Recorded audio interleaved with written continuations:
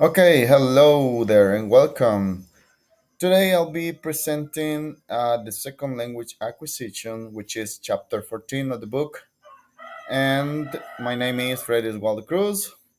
The tutor of this course is Lick Dennis Antonio. So I'm going to start with the next slide. Okay, the second language learning, according to the reading, they discuss the enigma of why learning is more effective at a young age and proposes different approaches to help learners become better at communicating in a second language. They also distinguish between learning in a foreign language settings and a second language settings, but ultimately use the term second language learning to encompass both situations. Let's continue with the next slide, which is number three. Let me give me a second. Okay.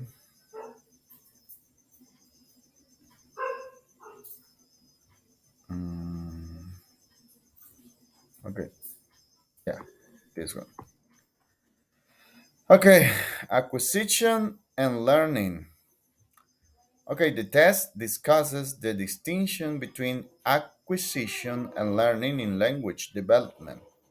Acquisition refers to the natural development of language ability through communication with others, while learning refers to a conscious process of accumulating knowledge about a language through analysis.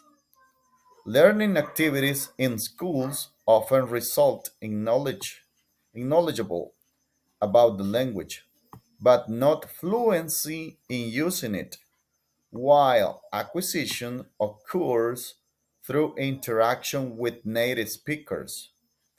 People who primarily have a learning type of language exposure tend to have less overall proficiency compared to those who have had more experience with acquisition.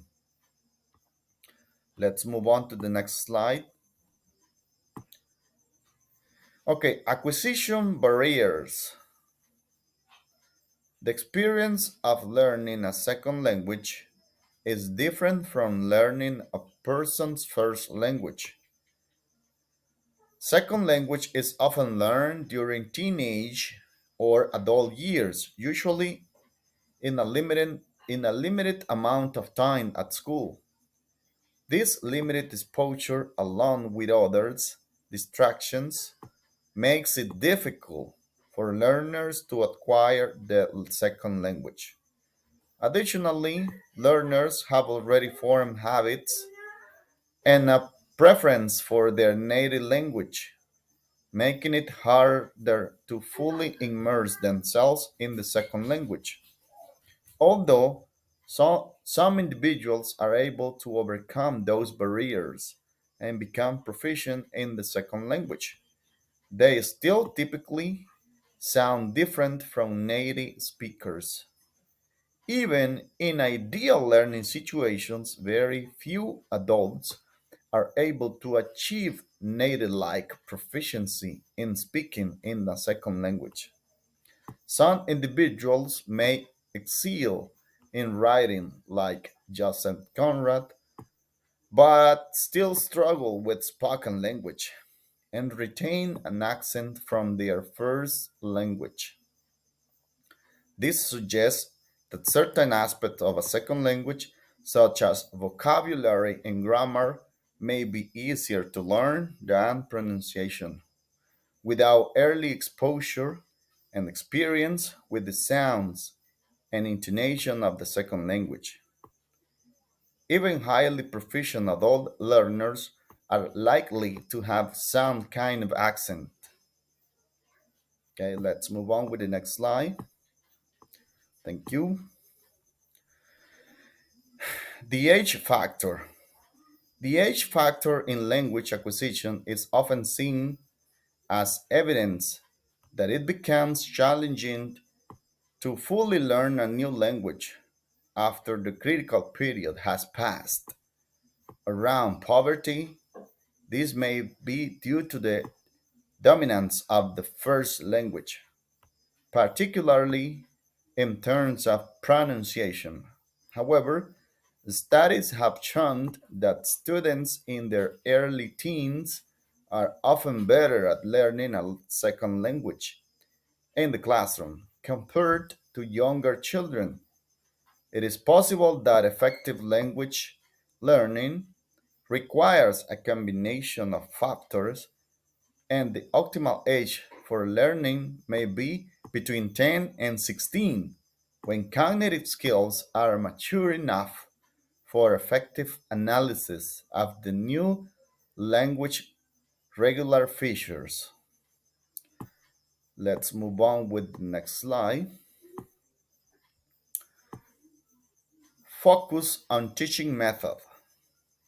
Over time, various educational approaches have been developed to facilitate learning a second language.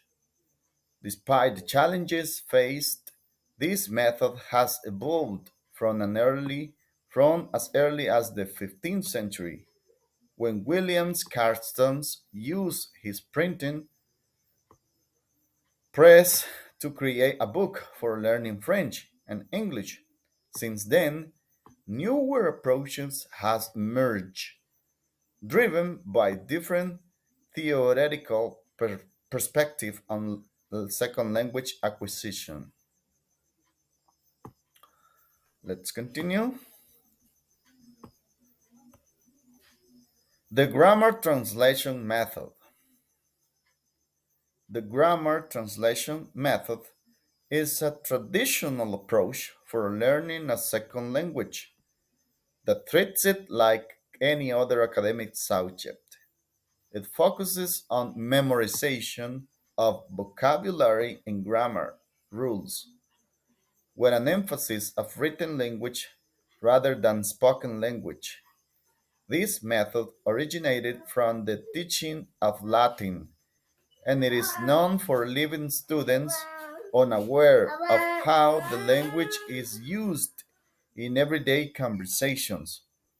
While it has produced successfully language learners in the past, students often struggle when faced with real life language used in the target country.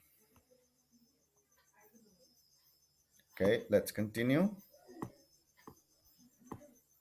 The audiolingual method.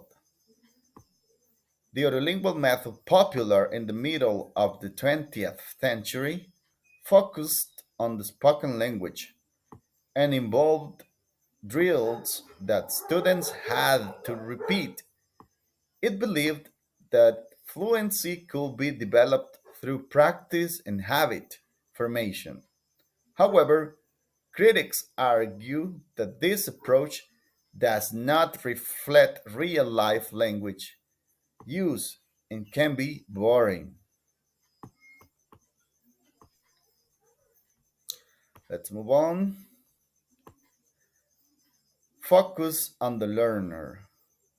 In recent years, there has been a shift in second language studies from focusing on the teacher and the method to focusing on the learner and the acquisition process. One example of this shift is the acceptance of errors made by students in their use of the second language. Traditionally, errors were seen as negative and something to be avoided, but now they are seen as a natural part of the learning process. These errors can provide clues to the progress being made by the students as they try to communicate in the new language, just as children acquiring their first language produce ungrammatical forms at times. Okay, This was my presentation. I hope that you have enjoyed it. Have a nice weekend. Goodbye.